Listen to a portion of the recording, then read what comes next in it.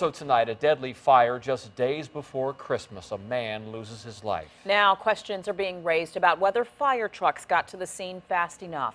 That fire happened overnight on Tarneywood Drive, not far off of Cedar Lane, but 10 of your side has learned staffing issues may have hindered response. 10 of your side's Deanna LeBlanc has covered the response times in Portsmouth. She is looking into this case tonight. Deanna? Yeah, it's really a question of if the right trucks responded in the right amount of time. As we've reported in the past, there are almost 20 vacancies right now within the Portsmouth Fire Department. And today, the union president questioned whether those vacancies impacted today's response.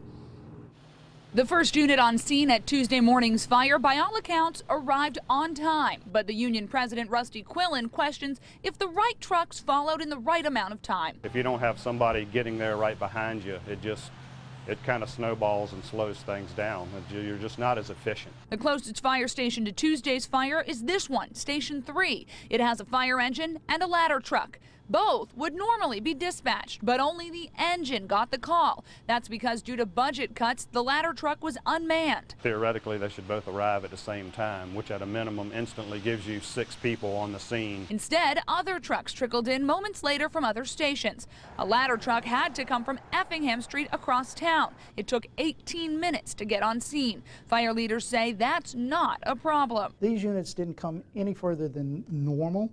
The ladder came from downtown. We're going to put a ladder crew. They carry certain tools. As for the ladder, we don't need it. Deputy Chief Mike Stockton wouldn't talk about the ladder truck, but says the volume of response was on target. I cannot and I won't answer as to the unit, ladder 3, we put 17 people on that fire. But Quillen worries about what will happen when the ladder is needed.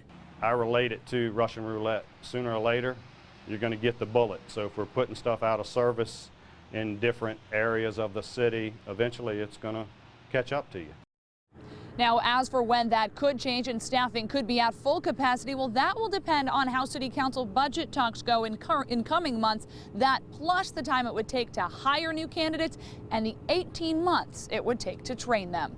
Live in Portsmouth, I'm Deanna LeBlanc, 10 on your side.